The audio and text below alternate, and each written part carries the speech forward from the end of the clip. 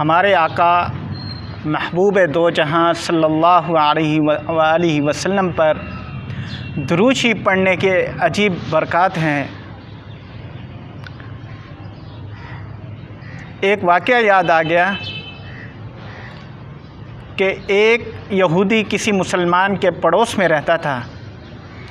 مسلمان اس سے اچھا سلوک کیا کرتا تھا،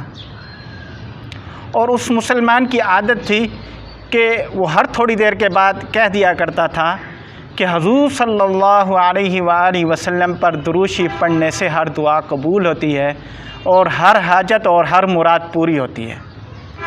گویا کہ اس کا تقیہ کلام تھا، جیسے کہ بعض لوگوں کی عادت ہوتی ہے، کوئی تقیہ کلام ہوتا ہے، ہر تھوڑی دیر کے بعد وہ اس جملے کو کہہ دیا کرتے ہیں۔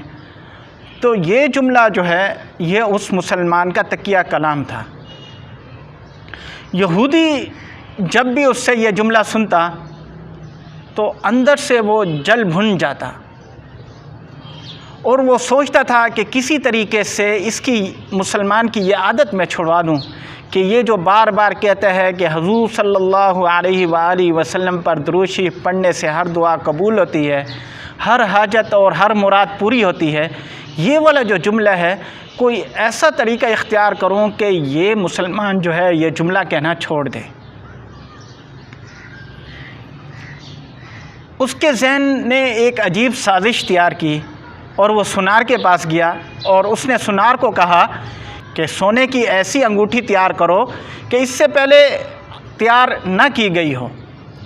سونار نے اس کو انگوٹھی تیار کر کے دے دی، اور وہ مسلمان کے پاس گیا اور حال احوال کے بعد اسے کہا کہ میں جو ہے سفر پر جانے والا ہوں، اور میرے پاس ایک چیز ہے جو میں آپ کے پاس امانت رکھنا چاہتا ہوں۔ مسلمان نے کہا آپ بے فکر ہو کر جائیں اور میرے پاس امانت رکھ دیں، انشاءاللہ میں آپ کی امانت کی حفاظت کروں گا۔ اس نے وہ انگوٹھی مسلمان کو دے دی، اور تھوڑی دیر میں اندازہ لگا لیا کہ مسلمان اس کو کہاں رکھتا ہے، اور چلا گیا۔ رات کو آیا اندھیرے میں، اور آ کر اس نے جہاں اس کا اندازہ تھا کہ انگوٹھی یہاں پڑی ہوگی، اس نے وہاں ادھر ادھر دیکھا تو اس کو وہ انگوٹھی مل گئی، اور وہ لے کر بھاگ گیا۔ دوسرے دن سفر پر نکلا، کشتی کرائے پر لی اور سمندر کے اندر گیا، اور درمیان میں جا کر اس نے وہ انگوٹھی پھینک دی، اور دل میں بڑا خوش ہونے لگا کہ اب تو میں جا کر اس مسلمان کو رسوا کروں گا، اور جب میں اس سے انگوٹھی مانگوں گا تو انگوٹھی اس سے نہیں ملے گی، تو میں اس کو بدنام کروں گا اور اس کو مشہور کروں گا کہ یہ تو خیانت دار ہے، خائن ہے۔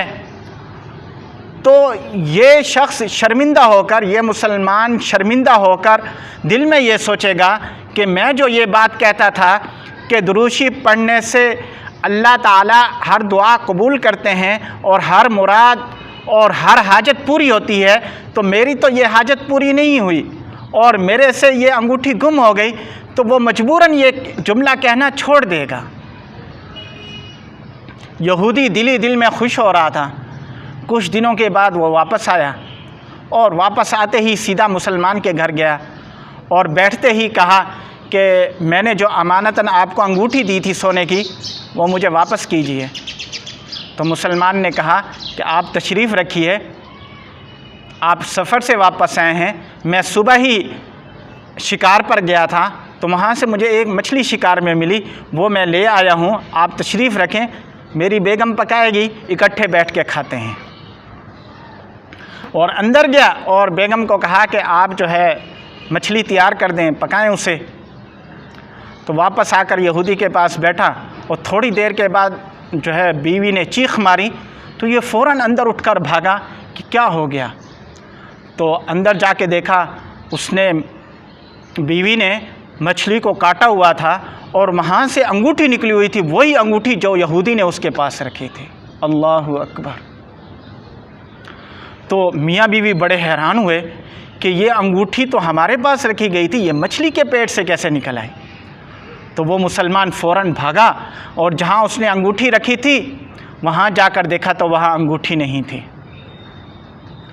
تو انگوٹھی لے کر یہودی کے پاس گیا اور کہا کہ حضور صلی اللہ علیہ وسلم پر درود شریف بھیجنے سے اللہ تعالی ہر دعا قبول کرتے ہیں، ہر حاجت اور ہر مراد پوری ہوتی ہے۔ یہ آپ اپنی انگوٹھی لیجئے، یہ مچھلی کے پیٹ سے نکلی اور پتہ نہیں کیسے نکلی، وہاں پر نہیں تھی جہاں پر میں نے رکھی۔ تو یہودی یہ دیکھ کر کانپ اٹھا، اس کا جسم کانپنے لگا اور رنگ اس کا کالا سیاہ ہو گیا،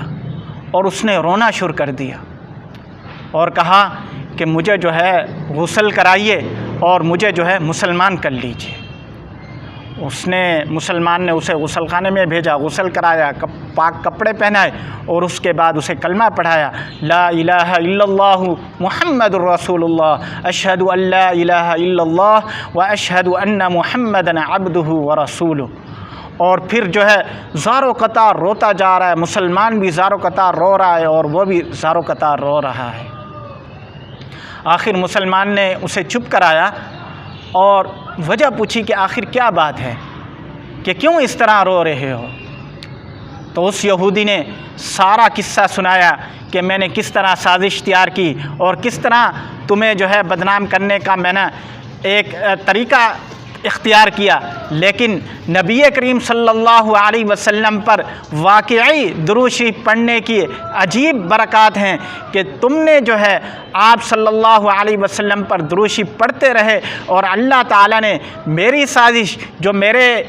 شیطانی دماغ نے تیار کی تھی وہ ناکام بنا دی۔